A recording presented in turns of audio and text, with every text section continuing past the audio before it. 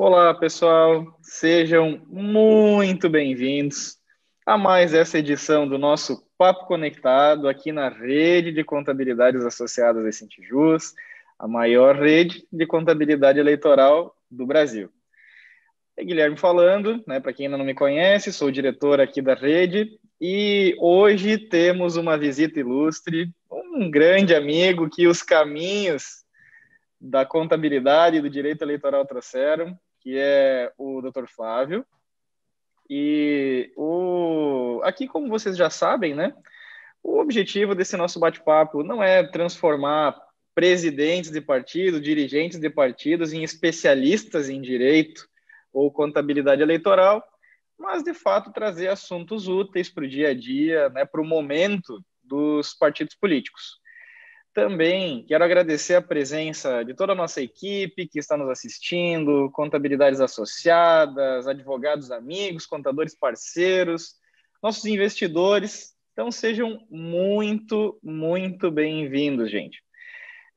Também lembrando, né, que aqui a gente não tem, de fato, nosso objetivo não são debates rasos, debates simplistas, mas é trazer o conteúdo relevante, porque a gente acredita que é só a educação, é só a preparação que vai qualificar, de fato, né, a nossa política como um todo. Então, dá um pouco mais de trabalho criticar, mas é isso que temos para fazer, isso que temos no nosso alcance. E, Flávio, aqui nos nossos papos conectados, a gente tem um costume, né? Que ninguém fala melhor da gente do que a gente mesmo. Então, eu queria te convidar para dar teu boa noite para a nossa audiência, te apresentar, para daí a gente entrar no nosso assunto aqui do nosso encontro. Seja bem-vindo, Flávio. Boa noite. Queria agradecer aqui o convite do nosso amigo Guilherme. Nós estamos aqui já há um bom tempo fazendo algumas parcerias. Antes de mais nada, quero saber se o meu som está tudo ok. Tá Tá. excelente. Nós já conhecemos aqui ao longo desses movimentos a favor dos partidos, do trabalho, das eleições, de congressos, de participações, e nós já temos uma estrada aí, um trabalho desde 2005 que eu trabalho com direito eleitoral, tá? Legal. Já advoguei, hoje não advogo mais, mas estou na Câmara dos Deputados, ajudei também na assessoria das algumas reformas eleitorais, trabalhando diretamente com os deputados, já participamos também de vários congressos, sou diretor do Pluris, que é o Instituto de Direito Partidário Eleitoral, sou membro do IBRAD, que é o Instituto Brasileiro de Direito Eleitoral, ajudamos a fundar agora, que é um instituto que é principalmente do pessoal aí do Sul, na Universidade Federal de Santa Catarina, e tudo, que é o PARLA, que é o Instituto de Direito Legal. Parlamentar, que a gente está falando sobre os direitos de parlamentares, que são uma nova visão do direito eleitoral, porque nós temos focado mais no direito eleitoral, mas esquecemos que são coisas independentes. Quando o partido está lá brigando com o mandato, lá nós temos a discussão de quem é o mandato, que é do direito do parlamentar e do direito político ali partidário, que são discussões que fogem ao próprio direito eleitoral que nós estamos ali falando no dia a dia. Então, nós acrescentamos isso à nossa bagagem. Nós fizemos um mestrado também na área de abuso de poder, mais focado sobre abuso de poder político e novas vertentes de abuso de poder em 2016. E montamos também uma aula, vamos falar assim, um curso, que foi a Escola Prática, que é hoje a Escola Prática, mas era a Academia de Direito, Academia de Academia Vereadores, de ano passado. Vereadores. Tivemos mais de 4.000 alunos e ajudamos a eleger mais de 1.000 vereadores, mais de 200 prefeitos no Brasil todo. Então, foi um trabalho que nos acrescentou muito, que hoje contamos também com a Inovação Política, que é um canal na internet que nós damos toda quinta-feira. Falamos sobre direito eleitoral, mas trazemos, semana passada foi sobre a Anvisa, o diretor da Anvisa foi falar sobre a vacinação, questões Eu vi. políticas de direito. Vamos falar agora, a próxima quinta, tudo indica, sobre parques nacionais, que é outra paixão que eu tenho, que é um livro que nós lançamos sobre os parques nacionais no Brasil. Então, a gente tem esse trabalho aqui corrente e estamos diretamente na internet com vocês aí todo dia. E hoje, mais o que eu gosto, que eu estou no dia a dia, que eu trabalho, que participei, sou dirigente partidário, participei da criação de partido político, é sobre organização partidária, que é algo muito complexo, poucas pessoas discutem, porque se você acha que o direito eleitoral é especialista, é aquele negócio segregador, que poucas pessoas entendem o que é o direito eleitoral, imagine o direito partidário, intrapartidário, que nós contamos na mão quantos advogados estão todo dia ali no direito partidário, que você vê todo dia o pessoal fazendo confusão e o TSE vem aí e bagunça muito mais, aí que todo dia ele cria uma resolução, cria uma mudança para mim, esse é meu ponto de vista, né, que vai para tangenciar para onde ele quer levar os partidos políticos, e vem as leis e mudam.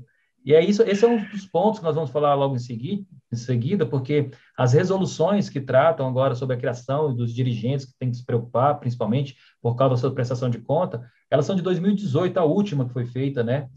A última resolução de 2018, 23.571, que é de criação partidária, mas de lá para cá nós tivemos duas mudanças. Ano passado, em 2020, nós tivemos uma mudança muito importante, principalmente para a área do contador, que vai facilitar a vida, que não ainda está em aplicação, tá? Que é a obrigação direta, e também em 2019, a gente vai contar um pouco aí. Se deixar, eu já vou falando aqui, eu vou deixar agora o Guilherme. Tu tá em casa aqui, Flávio, seja bem-vindo mais uma vez. De fato, gente, primeiro, mais uma vez, saudar a presença de todo mundo. O Flávio tem toda essa vivência, e essa vivência prática, né? Então, quando pensei, Flávio, este ano, de fato, é o ano que vai trocar muita comissão executiva, principalmente nos diretórios estaduais, né? A renovação das executivas, a eleição dos diretórios, mas também muito município, né? Que tinham as suas vigências aí até final do ano passado, até logo após as eleições. Então, o tema que a gente, para o qual convidei o Flávio, que o Flávio gentilmente se dispôs a compartilhar um pouco do conhecimento com a gente, é sobre as convenções partidárias. E aqui um tema relevante, um tema, de certa forma, complexo, porque tem muita confusão, né, Flávio? A gente, normalmente, a gente vai se socorrer sempre em lei de partidos, em lei de eleições, mas, de fato, aqui a gente tem como base primeira o próprio Estatuto da Sigla. Então, vamos inaugurar o nosso debate desfazer essa confusão ou aprofundar esse ponto, né, para inaugurar aí o nosso tema das convenções. Acho que o primeiro ponto que você está querendo tocar aqui, que eu acho importante, é falar para o pessoal que está aí em casa, e principalmente com o contador, que eu falo muito em gestão de campanha eleitoral, tá? O que eu falo de gestão de campanha eleitoral? Que é um tema que eu tenho trazido, assim, como professor lá do curso. Para quem não conhece, eu tenho um curso. Eu só pedir desculpa que se tiver um barulhozinho aqui, que tem crianças aqui perto, tá? Home offices da vida. Home office da vida, tá bom?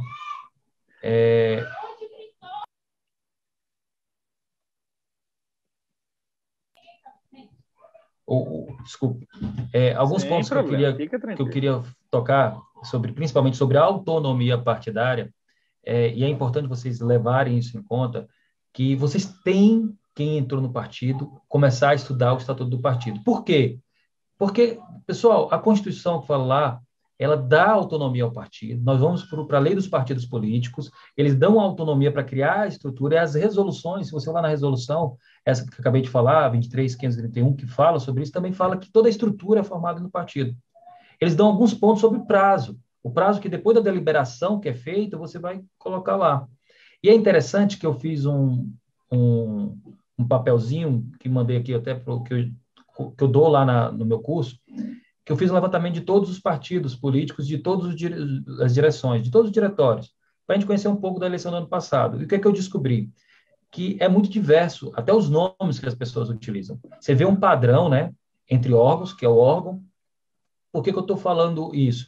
Porque é dentro do estatuto que você vai entender como vai criar vai ser criado ali o município, o órgão municipal. Então, como regra, sempre tem um órgão de deliberação, que é o órgão maior, tá?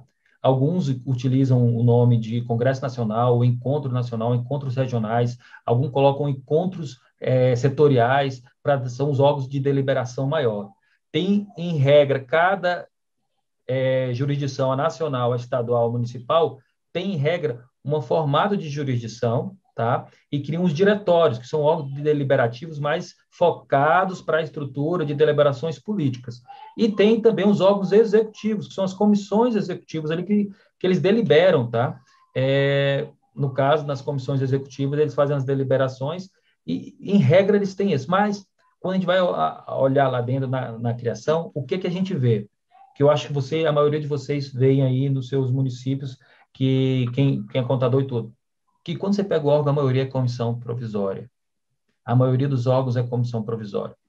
E nós tivemos uma discussão muito grande sobre esse ponto aí, porque se você abrir lá os órgãos, por exemplo, órgãos de deliberativo, órgãos de execução, órgãos de apoio, aí tem órgão de apoio, tem a fundação, alguns têm como formação nacional, que por exemplo, o partido do PT, ele tem, além do órgão lá, que é a fundação, ele tem um órgão de formação nacional, de escola nacional, alguns outros órgãos criam outros setores, que são núcleos, células, principalmente do pessoal. Se você for lá para o partido do MDB, ele também é mais conciso, fala diretório, nem fala. Aí, no final, que ele fala, enquanto não se formar, tem as comissões provisórias. É nesse ponto que também nós vamos já falar que teve um grande problema. Qual a vigência das comissões provisórias? E aqui tem ponto, culpa do partido ou culpa da Justiça Eleitoral sobre a deliberação e a existência desses órgãos. Eu quero que vocês façam rapidamente um raciocínio, que eu quero que vocês façam comigo, que é o seguinte. Vocês do dia a dia, que vocês estão aí, acho que está aqui, se eu vou botar aqui para olhar melhor. Vocês que estão no dia a dia aí na labuta, cidades, eu sei que vocês pegaram na eleição passada muitas cidades pequenas, quem fez prefeito, vereador. E se vocês olharem, nós temos hoje 33 partidos, nós tínhamos mais, 35, teve as fusões, nós temos 33 partidos, 75 eram do vinho aí, tá? 80% dos municípios tem menos de 30 mil habitantes. Se pegarmos a eleição passada, o que ocorreu? Não houve uma mudança muito grande, mesmo não existindo mais coligação, que houve uma concentração, diminuiu a quantidade de partidos políticos nos municípios, ou colocado partidos com menos de 10 mil habitantes, que é muito. Vou dar exemplo do meu estado no Piauí, se pegarmos, 80% dos municípios, 95% dos municípios não tem 30 mil habitantes. A minha cidade lá, que tem 27 mil habitantes, é a 11ª maior. Tem duas grandes, que é Teresina, Parnaíba, Pix, Floriana, as 4, o resto tudo pequena. Se pegar nesses municípios pequenos, como é que você vai criar um diretório, que tem toda uma burocracia? Como é que você vai lá, tá, véspera de eleição, você não formou os candidatos, tem uma pessoa que está afiliada, mas ainda não tem comissão, como é que você vai... É necessário ter uma comissão provisória, que eu acho, que estou falando aqui para aspecto político, porque a comissão provisória é formada de cima para baixo, tá? Quem forma a comissão provisória é o órgão superior. Nesses municípios pequenos é necessário ter uma comissão provisória, porque, do contrário, vai ficar vários partidos na mão de uma pessoa que está manipulando o partido. O partido tem que ter, não pode ser manipulado ali pelos dirigentes municipais também. Tem que pensar em crescimento, o que não ocorre. Então, nós temos aqui, uma discussão. Quem veio primeiro, o ovo ou a galinha? Quem é o problema? É do dirigente partidário ou da formação política? Qual o problema que está tendo muita comissão provisória?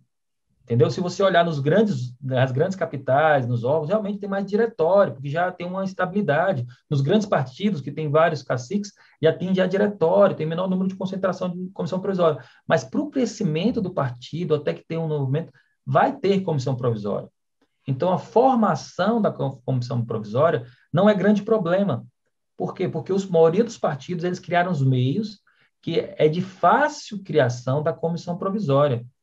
O problema é que a comissão provisória, aí o dirigente, quem for dirigente partidário, prefeito do município, tem que ver que, por ser comissão provisória, tem a discricionariedade do órgão superior a qualquer momento extinguir.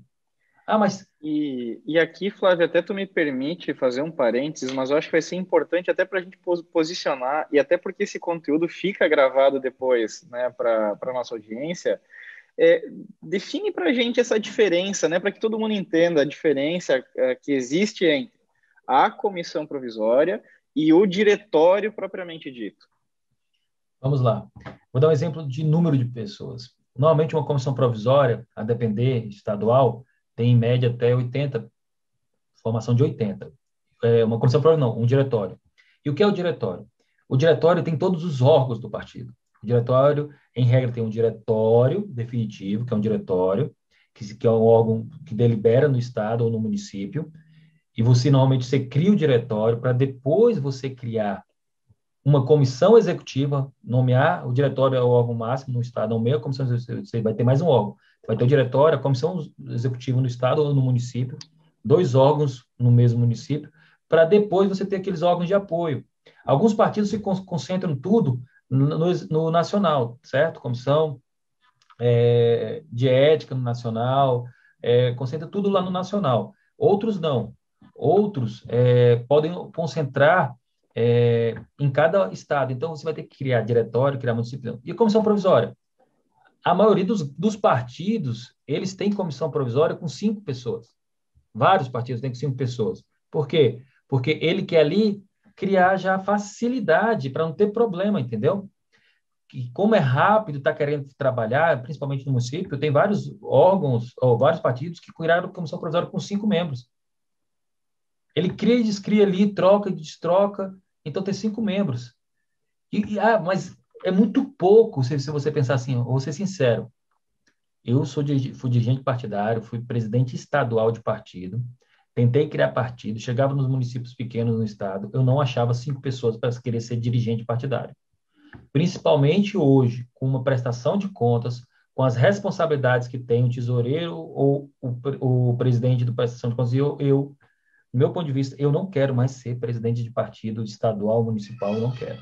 Porque as responsabilidades e o ônus posteriores que são colocados são muito maiores do que os direitos, do que o cargo em si dá, porque não tem dinheiro. O pessoal acha que tem dinheiro, você é presidente de partido, o partido recebe. Quem é lá na ponta não recebe dinheiro nem na eleição, porque vai direto para o candidato, você sabe disso. Qual município lá do interior, mas tem fundo partidário? Não é nada, se a gente for olhar para a prática. Se a gente olhar de forma isolada e tudo bem, mas nós temos 5 mil municípios. Qual município que recebe dinheiro para manutenção? Tá? E até pouco tempo atrás, com a mudança que teve em 2019, e era obrigatório a prestação de contas, a contratação de um contador, a contratação até de uma secretária. Mas tem que funcionar o órgão, contrata uma secretária, uma atendente. Você não tem, não, omitiu. Não sei se vocês sabem disso, vocês são contador, vocês passaram por isso. A gente passou aqui, que eu trabalhando, e essa discussão. Cada município, cada juiz, cada órgão TRE tinha um pensamento diferente. Tinha uns TREs que julgavam as contas ou com conta não prestada porque ele tinha um órgão, mostrou que era numa casa, mas não apresentou, e você já vai para outro ponto, mas são pontos que vocês têm que ver, que é do dia a dia. Então, por isso que em muitos partidos preferem não montar órgão partidário nenhum.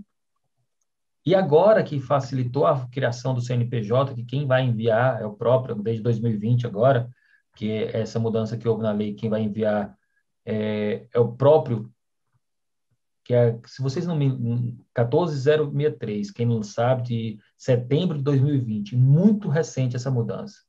E essa mudança veio, poucas pessoas sabem, numa medida provisória que tratava, né, das assinaturas eletrônicas. E por tratar assinaturas eletrônicas, ela facilitou também o sistema e a comunicação entre a Receita Federal e a Justiça Eleitoral. Ela não está praticamente sendo implantada, ela não foi ainda.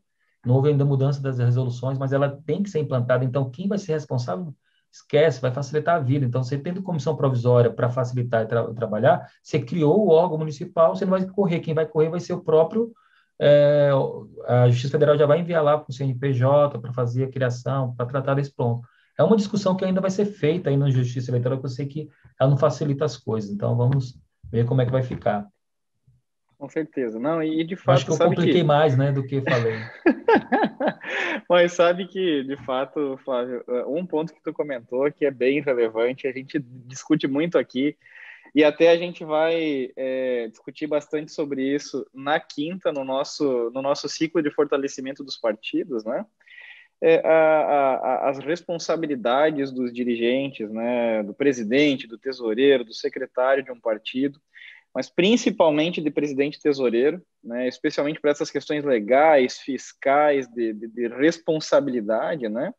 De fato, esse é um, a gente costuma brincar que se não tiver preparado, não sobe no palco, porque é só para se machucar, né? Então, precisa estar muito bem organizado. Um dado que vem a corroborar também, né, Flávio, com essas dificuldades práticas, dificuldade de dia a dia, né, sem juridiquês, sem contabilidade, mas, de fato, de cada 100 contadores no Brasil, menos de 5 já trabalharam ou trabalham com partidos ou com candidaturas. É um nicho ainda em construção, um nicho muito recente, né, para a própria classe, um nicho muito empírico, né? Então, e isso também a gente precisa desfazer aqui um mito que vem algumas desburocratizações na legislação, né? E de fato, a turma costuma confundir isso, né, com flexibilização de regra, com abrandamento de regra, com legislação em causa própria, mas de fato o que a gente precisa é simplificar alguns processos, mas lembrando sempre, né, que a transparência, que a seriedade, né, ela se permeia. E aqui tem um ponto importante que eu também queria puxar, Flávio, e que veio até nas nossas falas de preparação do nosso bate-papo, que é quanto a apelidada pela mídia, a lei de anistia, e aquela questão da caducidade, de a gente resolver a caducidade de alguns atos. Então, queria que tu comentasse sobre esse ponto também. Muito bom. Então, aqui, só rever, são duas perguntas que foram feitas. Primeiro, foram duas, né? A caducidade da mídia, daquela lei da anistia, que não foi lei, não existiu anistia, ninguém pensou nisso, mas não foi anistia, eu vou explicar agora, não houve anistia. E a caducidade, mas eu também vi algum questionamento que você tinha falado sobre o contador. Só explicar uma coisa, é muito difícil para o contador, e eu não boto essa pressão nos contadores, porque até as regras da contabilidade eleitoral não seguem em risca a contabilidade normal que a gente for tratar. Então, não tem como se exigir, e era algo que nós falamos hoje, vou fazer aqui o merchan, quem quiser conhecer lá meu canal, lá Inovação Política, nós tratamos disso, que é que você tem que saber de forma holística, por isso que eu trabalho com direito eleitoral, tem uma pessoa de marketing eleitoral, a gente vem falando isso. E nós não temos ninguém, por isso nós estamos aqui puxando aqui na parte de contabilidade, assim, eleitoral, nós não temos ninguém.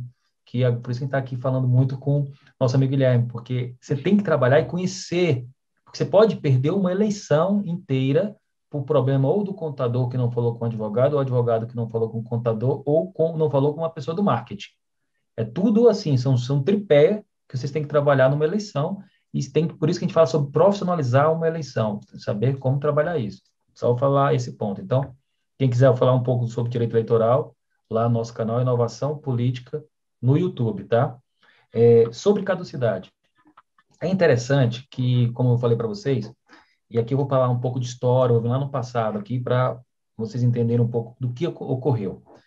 Em 2017, houve uma mudança na resolução do TSE, não foi na lei, foi na resolução do TSE, igual houve na época da fidelidade partidária, e do nada, eu me lembro que eu comecei a ligar para um monte de colegas, advogados e todos eleitorais. Pessoal, vocês estão vendo que não vai ter nenhum candidato, porque 90% das comissões são comissões provisórias, não vamos ter nenhum candidato, porque nós temos um prazo aqui, 180 dias, que foi criado em 2017, 180 dias não, é menos, 120 dias, para todo mundo virar diretório definitivo, e os partidos não estão sabendo, foi publicado, não, tá ligando.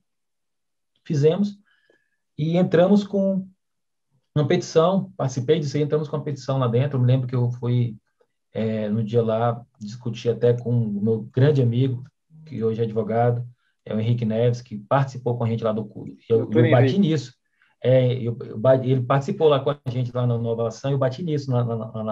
Olha, você fez isso aqui. Não, foi uma mudança, vocês que não souberam. Eu falei, olha, isso aí foi um erro, que ele era o relator, mas foi colocado para votar, e o que ocorreu?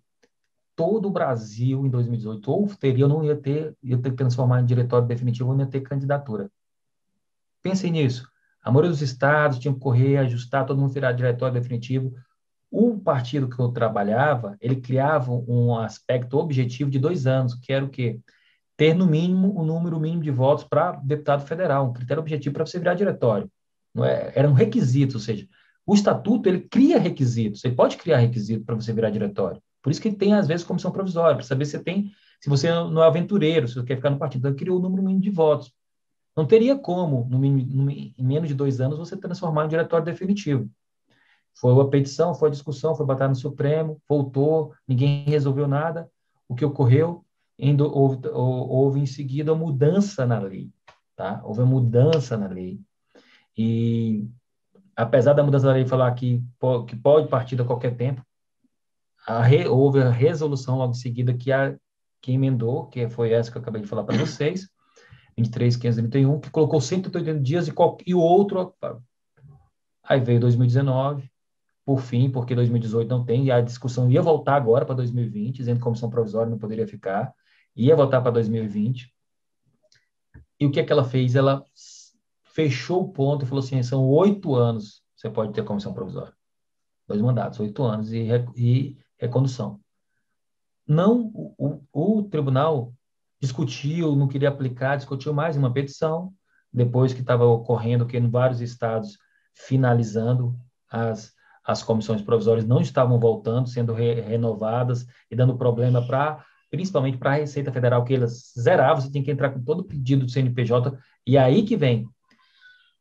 Ou seja, se existia uma comissão, ela deixava de existir, você tinha que pagar todas as taxas e as multas na Receita Federal. Aí nós vamos para o segundo ponto, que é o que você falou da caducidade, que é o que você falou lá da anistia. Eles criavam uma receita, uma multa, por causa disso. Qual era outro ponto? Fim dos mandatos. O Tribunal Superior Eleitoral não notificava que estava acabando os mandatos, a comissão provisória dos mandatos, quando acabava automaticamente caducidade. 30 dias você já deixava de existir, você teria que pagar multa para tudo, as taxas, tudo na receita, livros, você teria que ir lá registrar tudo de novo, porque hoje cartório, correio, fazer tudo do zero. Aí, mais outra multa. Você era considerado como conta não prestada. Era suspenso o registro, tudo você teria, às vezes, a depender do momento a pessoa abandonava. Então, tinha essas taxas que foram criadas em decorrência. Não é que eles extinguiam e você tinha que renovar tudo, fazer o pagamento. Então, não foi uma anistia. Foram as contas consideradas não prestadas, que você tinha que pagar umas dívidas que tinham que voltar, que você deixou de criar. Então, foi um alavanco no Brasil inteiro, assim, o TSE fez, a Justiça Eleitoral no Brasil inteiro cortou isso aí e jogou de uma forma que extinguiu quase 70% das comissões provisórias do Brasil, certo? Prazo 120 dias, foi um horror. Mas o que ocorreu? Houve essas mudanças e nessa própria lei, se vocês prestarem atenção, eles proíbem isso, essa prática. Então, não vamos falar de anistia. Aquela ideia da anistia foi uma forma que o pessoal, e próprio pessoal de lobby de algumas coisas, falaram que, vamos deixar de arrecadar. Não vão deixar não era deixar de arrecadar em si, é isso que eu quero deixar claro. Então, você está torcendo pelos partidos políticos, você está fazendo... Não, eu estou vendo o ponto de vista que eu vi naquela situação, porque não era necessário criar todas essas artimanhas, esse formato que foi feito. Então, a caducidade nada mais é que foi uma palavra que foi colocada lá nessa resolução, que diz que a caducidade criava e suspendia e extinguia ali, suspendia por aquele prazo no fim do mandato. Houve umas modificações depois, a resolução tentou mudar, dizendo que depois de 30 dias, só que veio a lei e acabou com isso, dizendo que você não pode, tem que notificar, você não pode extinguir, não pode cobrar multa, alguma coisa, tem que notificar o partido, e tem um prazo maior para mudança e tudo. Mas a resolução ainda conta, olha, aqui vou lá, uma dica para vocês, tá? Uma dica. Não preste atenção na resolução do TSE, que ela não está atualizada sobre esse ponto. Não preste atenção na parte de caducidade, não preste atenção na parte de não prestação de contas, ela só faz uma referenciazinha, mas não mostra. E nós temos 2 leis que modificaram e elas não atualizou. Se você olhar lá, a resolução TSA anotada, ela não faz referência a isso. Não sei se de propósito, não vou falar o seguinte, porque ele não faz sobre 180 dias, só faz assim, a petição tal, a petição número 16 de 2019, coloca... Por quê? Porque ainda tem alguns julgados querendo discutir esses 8 anos e como fica a vigência, mas são pontos que, quando foram fazer nova resolução, foi uma discussão tão grande que eles queriam passar por cima desses 8 anos, dizendo que não poderia ser criado há 8 anos, que era inconstitucional, que entraram com ação, que pararam e deixaram isso aí, e deixaram só essa petição. É uma discussão grande ainda sobre a constitucionalidade, que é inconstitucional, que é antidemocrático, que eu entendo que não é. Você criar critérios objetivos para a Constituição, principalmente pela quantidade de partidos que nós temos, 33 partidos, que é um absurdo nas cidades pequenas, tem que ter, sim, comissão provisória, com tempo indefinido, enquanto as pessoas olharem. Mas isso é outro ponto de vista. Então, eu acho que respondi de forma até mais... E até vou aproveitar aqui, e desculpa até, Flávio, se eu acabei te cortando, porque eu estou com um pouquinho de delay agora, mas estamos chegando mais ou menos, né, ao último bloco do nosso bate-papo, e isso é um fenômeno, Flavinho, que acontece sempre aqui nas nossas lives, o tempo voa. Então, vou só amarrar aqui, vou aproveitar mais uma vez para saudar a turma que está nos acompanhando, clientes, dirigentes partidários, as nossas contabilidades associadas, alguns investidores, a nossa equipe. Gente, sejam mais uma vez muito bem-vindos, é um prazer. Tem gente, Flávio, de todo canto do Brasil. E a gente tem algumas perguntas que eu já vou aproveitar, já vou ir respondendo e compilando toda essa informação que veio, né? O Marcos pergunta, né, se alguns partidos possuem internamente movimentos, esses também são regidos por normas próprias, e as eleições desses movimentos seguem as regras da legislação eleitoral ou apenas diretrizes partidárias? Aqui eu vou aproveitar, Marcos, a tua dúvida para também resumir aquela diferença que o Flávio explicou para a gente entre comissão provisória e o diretório, né? O diretório, de fato, é o órgão 100% constituído do partido. Aqui varia, né, o número de integrantes, a composição, as estruturas de acordo com cada sigla tem as suas regras particulares, né, seus estatutos. Mas o diretório, ele tem todos esses núcleos, todas essas células, todos esses departamentos internos. E, inclusive, a maneira como eles devem ser constituídos, como deve acontecer essa eleição, né? Então, essa é a estrutura de um diretório.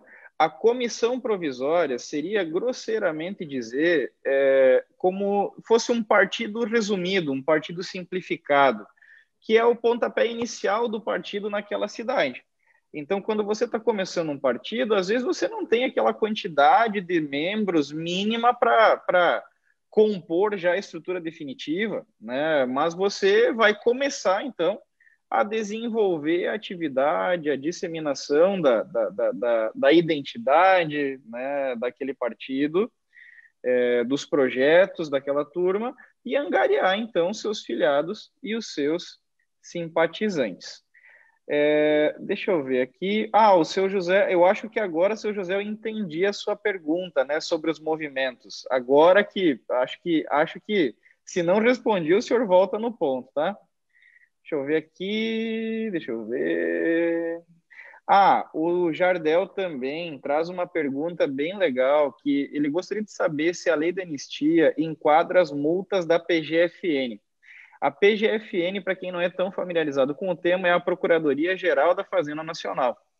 Então, é este órgão do governo que executa a cobrança das multas aplicadas pelo governo. Jardel, aqui precisamos entender a natureza da multa, tá? Porque multas eleitorais, multas aplicadas durante eleições, por exemplo, multas de propaganda irregular, não estão abarcadas na lei da anistia.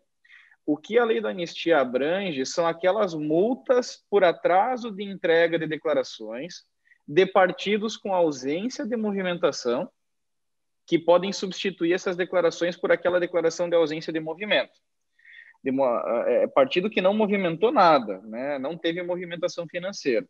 Só que qual é o problema? Casualmente, nós conversávamos hoje de tarde, né, com alguns membros da nossa equipe lá na Essentijus sobre isso, porque na prática, e o Flávio também ressaltou isso na fala antes, por mais que a legislação tenha avançado, o operacional ainda não absorveu todas essas mudanças. Então, existem ainda CNPJ sendo suspensos por falta de declaração. Nós tivemos vários clientes que entregaram as declarações para reativar o CNPJ. A Receita autuou com multas atraso de entrega. Nós entregamos a declaração de ausência, mas essas multas não foram baixadas. E a gente está agora justamente estudando com a turma da Receita qual é o melhor caminho para que essas multas sejam extintas, porque, de acordo com a lei da anistia, essas multas não podem ser aplicadas. Né? Essas multas são irregulares.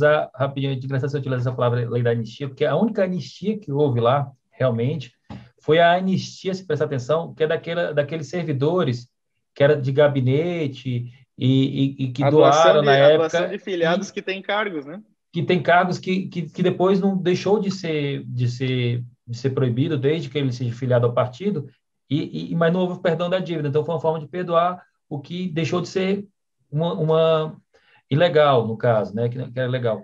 E se você prestar atenção... aquela questão da aplicação das candidaturas femininas também, né? Que também é a permissão de aplicar isso em eleições posteriores. Não, mas o da feminina foi o seguinte, que foi uma mudança de jurisprudência. É isso que eu vou deixar claro. Foi uma mudança de jurisprudência, porque antes eles pegavam o dinheiro das femininas, eles podiam converter e gastar na campanha. E o que aconteceu? Não, a jurisprudência montou, você não pode gastar em campanha, mesmo que a lei fale, essa lei é inconstitucional. E botaram o ex-tum, que aí depois houve essa mudança, e para reverter isso, foi que eles criaram, mas não foi diretamente uma anistia. Porque o outro, como você falou aí, que eu entendo, é só simplesmente, você não pagou ou de alguma forma foi cancelado o seu órgão e tudo, você tem que requerer a sua inscrição novamente sem pagar nada. Foi o que você disse aí. E a Receita Federal tem criado vários óbitos porque eles não tiveram tempo de se adequar. E como é que você vai fazer isso? É essa discussão. Você não anistiou. Exatamente. E nessa discussão vai para o que o Jardel está falando. Esse nome não é normal, não é assim tão simples, então deve ser o Jardel do Piauí, colega nosso que eu conheço lá do Jardel do Piauí. Se já está na execução, Jardel Endes, né? Se está na execução, se já está na execução, mesmo que seja multa eleitoral, a discussão do trânsito em julgado. Porque se já transitou em julgado, mesmo sendo multa eleitoral e tudo, virou e o PGFN já está executando ali o título, então aí já é outra discussão que eu acho que nunca mais vai ter que pagar. Já está na execução. É melhor você ir logo pagamento, tem uns parcelamentos, tem essas coisas que pode ser feito para não dar problema, principalmente para o órgão partidário. Tem que discutir isso antes, que é uma discussão que deve ser feita. E aquele primeiro ponto que você falou, que eu concordo, todos os órgãos que tem lá dentro interno, diretório, tudo, é estatutário, viu? Isso aí, o que ele fala é o seguinte, que existem vários partidos que eu acho interessante, que são os presidentes de setores. Existe Secretaria da Mulher, e para a Secretaria da Mulher, diferente de todos os outros, você pode ter uma nova secretaria desde 2019 com um CNPJ próprio, que aí não é uma secretaria, é um órgão separado, que pode ter um estatuto próprio, somente nesse caso tem que seguir o estatuto daquela secretaria, que não pode ser secretaria, mas em termos de natureza jurídica, seria ou uma fundação ou um instituto formado por órgão. Então, é esse ponto. O restante tem que seguir a estrita e a risca do que determina o estatuto, porque são órgãos internos de escala que um órgão diretivo. Então, eu acho que esse ponto a gente responde essas questões. Não, e é bem por aí mesmo. E, Flávio, assim, para a gente já ir endereçando para os nossos finalmentes, né? Já estamos dando quase no nosso horário, né? E agradecer mais uma vez a participação da turma também, né? As perguntas ótimas, excelentes. Queria comentar também, Flávio, e te pedir um comentário nesse sentido, né? Que não menos importante, mas que é aquele cuidado dos presidentes e dos secretários, né? Quando a gente fala em convenções, naturalmente, quanto aos aspectos legais, quanto às formalidades, né, seja para convocar a convenção, seja para votar os assuntos da convenção, né? Então, queria que tu comentasse um pouco sobre, chamasse atenção para esses aspectos, né? Até para as convenções não correrem o risco de uma invalidação, né? Então, quais são esses cuidados? E ainda, né, que sei que é do teu bem-querer essa pauta, sei o quanto você gosta de comentar sobre isso, são dessas inovações de tecnologia que estão presentes, estão ajudando, né, os partidos nas convenções, principalmente desde o ano passado, né, pós-pandemia. Então, queria que tu comentasse esses dois pontos, para a gente ir já finalizando. Aspectos legais e formais e inovações tecnológicas nesse processo. Vamos lá, muito importante isso. Foi o que eu acabei de falar para vocês também sobre a mudança da lei em 2020, que criou essa secretaria e tudo, veio na medida provisória que assegurou também aos partidos a utilização agora de assinaturas eletrônicas para as convenções. Então, essa lei que fez essas mudanças, que eu acho importante vocês entenderem, que é a 14.063 de 2020, ou seja, ela é de setembro de 2020. É muito recente. Eu acho que, se a gente procurar aí, eu acho que 90% do nosso pessoal, e eu acho que não leu ainda e não prestou atenção ainda nesses pontos dessa lei, que logo, logo vão bater lá na Secretaria da Receita Federal para pedir a maior celeridade na documentação. Mas nenhuma Justiça Eleitoral ainda já implantou. O Guilherme ele falou isso que eu gosto de inovação, porque apesar de eu mexer bastante com direito eleitoral e desenvolvimento sustentável e meio ambiente, que eu não sei se você sabe que o mais publico todo ano é meio ambiente e desenvolvimento sustentável, mais do que eleitoral, que é algo que eu gosto muito. Eu sou um cara que gosto de gestão de startups, meu MBA agora é sobre gestão de startups, eu gosto de inovação, que sai fora da caixinha para a gente tentar ajustar e fazer as coisas melhores. Eu acho que tem que ser feito. E eu gostei desse trabalho, e eu vou te falar algo aqui. Hoje, menos de 1% só menos de 1% utilizou a assinatura eletrônica na eleição passada. Menos de 1% das atas. Todo mundo preferiu ir lá pegar com canetão e tudo, e não entendeu que você pode fazer uma eleição, uma convenção por meio aqui online, ou até mesmo, dependendo das comissões, que a maioria tem muitos com 6, por meio de um grupo de WhatsApp, você faz aqui as comissões, você envia o link ali para o WhatsApp, o pessoal entra no grupo, lê a ata do que foi deliberado, e recebe no seu WhatsApp o pedido de assinatura eletrônica. Tem validade? Tem. Quando recebe no WhatsApp, você vai responder uns questionáriozinhos sobre sua idade e tudo, para saber se é você mesmo. Dá a validação. Quando a validação, ele pega o IP lá do seu celular, que você autorizou, pega o número e tudo, e ali cria uma chave criptografada. A gente trabalhou em parceria com a TwoSigner, que é uma empresa que já está trabalhando, quem quiser saber, www.twosigner.com.br. Qualquer coisa, entre em contato com o pessoal do Ascend Jus aí, que ele entre em contato com essa empresa, Eu vou que colocar o link aqui. Ele pode ajustar para você estar de forma melhor para cada município, e isso sai muito barato. Sai muito mais barato você fazer qualquer convenção, qualquer ata, que a assinatura sai tipo R$ 1 e pouco, mais barato do que as outras, que é voltada para partido político, tá? A TwoSigner faz as documentações. Então, você pode agora fazer assinatura, mas qual é o maior problema? Que as pessoas podem chegar lá na hora da ata, se confundir, mas fazer bonitinho e não fez o quê? Os protocolos, que são as legalidades, que a gente fala assim. Porque existe ou não regras no estatuto, e o estatuto não pode ser visto também como lei. O estatuto é lei, gente. O estatuto, para quem está lá, é lei. Você tem poucas regras para você fazer uma convenção lá na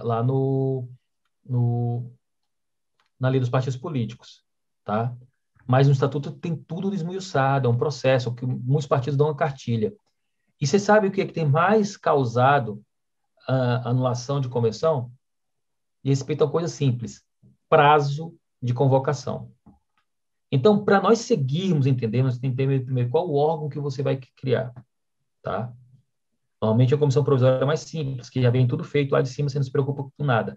Mas eu aconselho, se você é municipal, você tem aspiração a crescer no partido, procure fazer um diretório definitivo no município. Quando é feito o diretório definitivo, aí você é obrigado a fazer a ata. Você tem que abrir um diretório, você tem que saber quais são os convencionais. O que são os convencionais, Flávio? Os convencionais são as pessoas que têm direito a voto.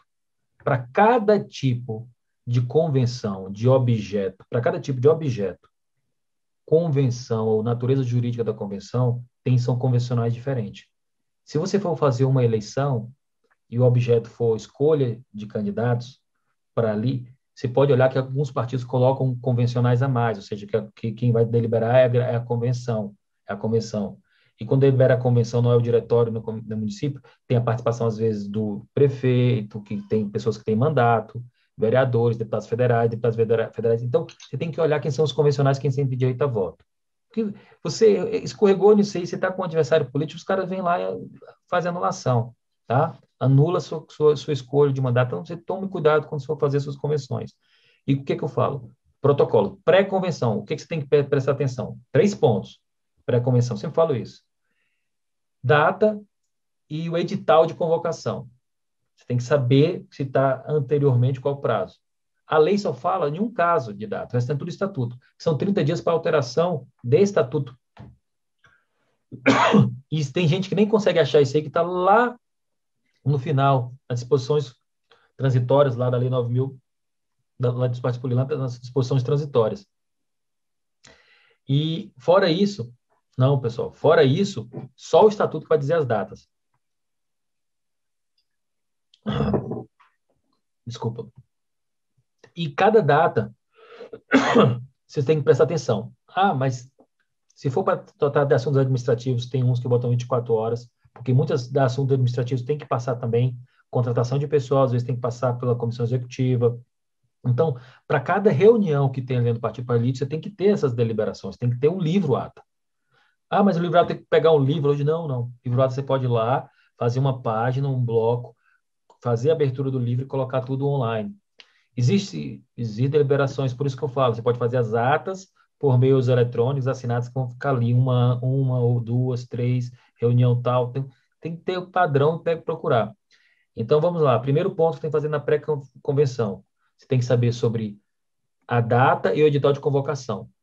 Existe forma para o edital de convocação? A depender do tipo do seu estatuto, pode ter forma. Alguns pedem para a criação de diretório, até publicação em jornal, outros não, outros só por e-mail, então você tem que ver a forma. São pontos legais, você tem que observar para não cometer uma ilegalidade.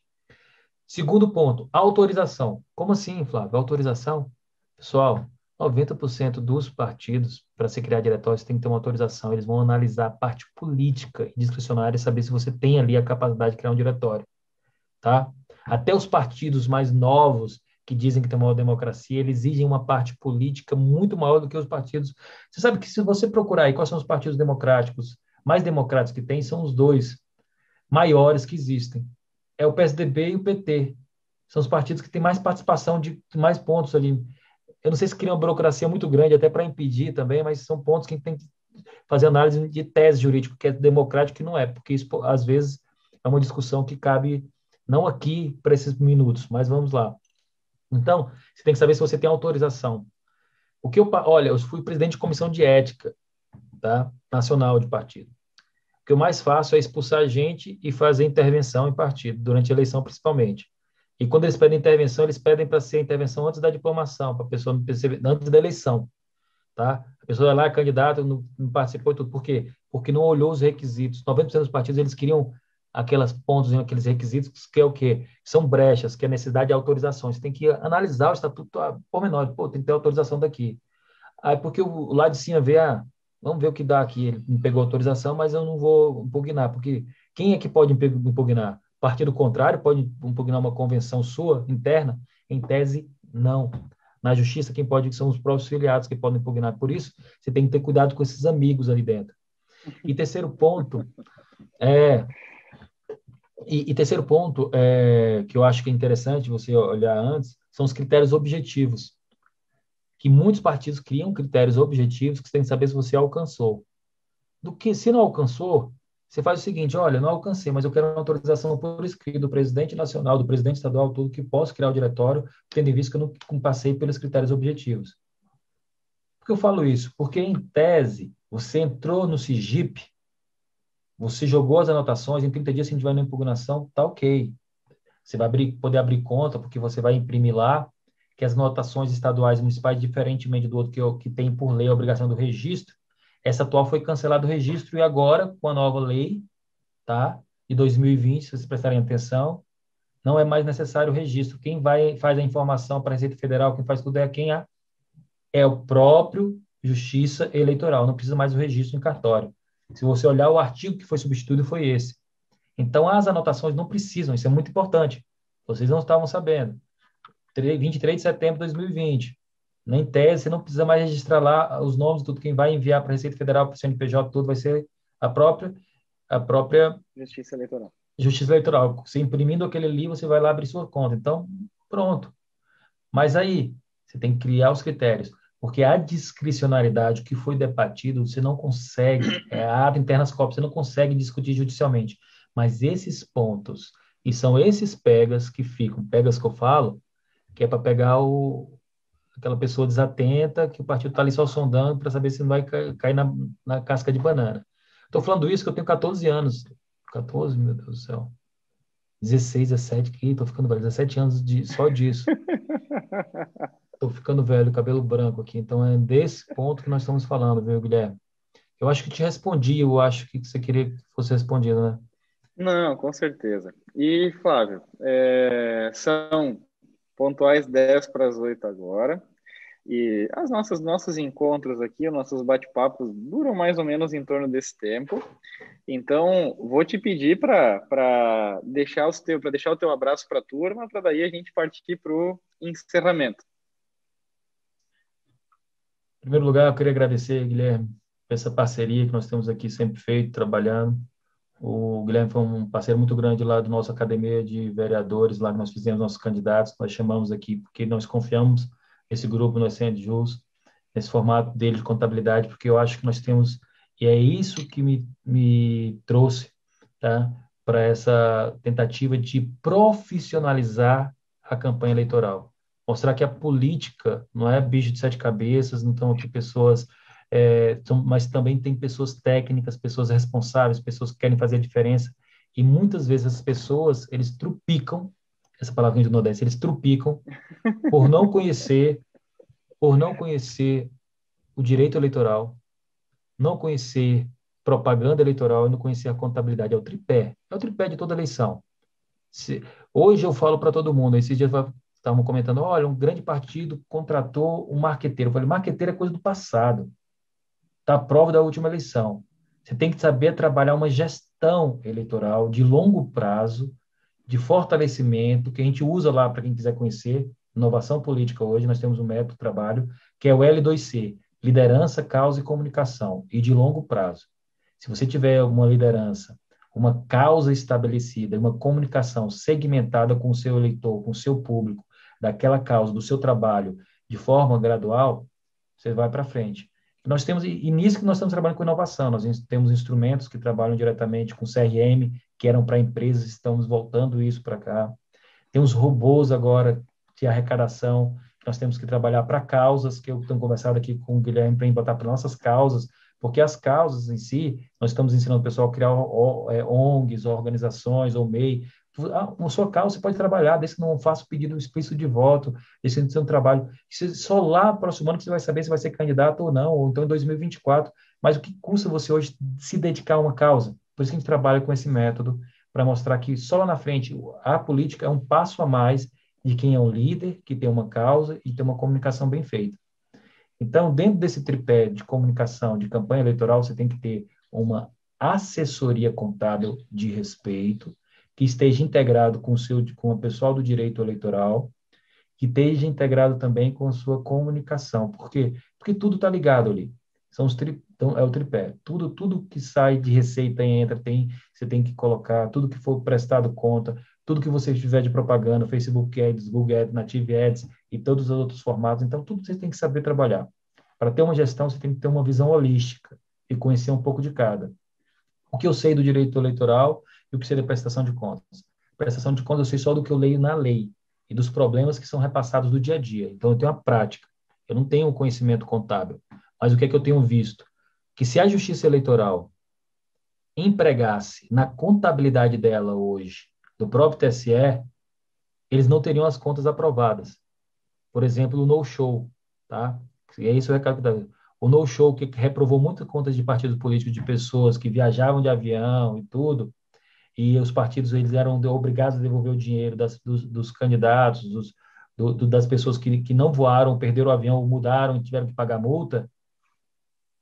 Teve contas consideradas não contas reprovadas porque era uma quantidade. Isso é um absurdo, como faz isso?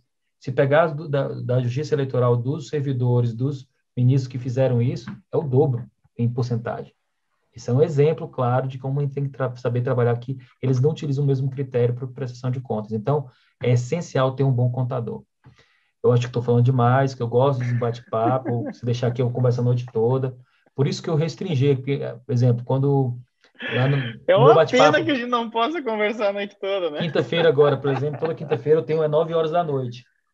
E eu tive que reduzir porque lá são nos três. Sou eu, doutor Sidney Neves, e Carlos Henrique Caputo, tá? São três grandes advogados eleitorais, dois grandes advogados eleitorais e eu metido a besta lá no meio. E a gente sempre traz um convidado, a gente às vezes Que da ficava 2 besta, horas e não. 20 falando. Na época da eleição nós tínhamos 2.000 pessoas ao vivo, era 2 horas e 20, agora diminuiu, mas estamos lá sempre, toda quinta-feira, conversando e por causa desse bate-papo. Mais uma vez, Obrigado. obrigado a todos, principalmente o pessoal da área de contábil, que eu estou hoje aqui pela primeira vez na frente com vocês da contabilidade.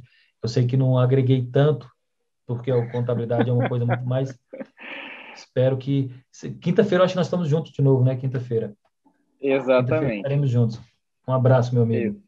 Exatamente, Flávio. Mais uma vez, eu sou suspeito para dizer aqui as nossas portas estão sempre abertas, né? Essa parceria que vem se construindo ao longo dos últimos anos, com a iniciativa de vocês, a gente conheceu ainda enquanto Academia de Vereador e era muito legal, foi muito bacana, e te agradeço a gentileza em estar aqui com a gente hoje.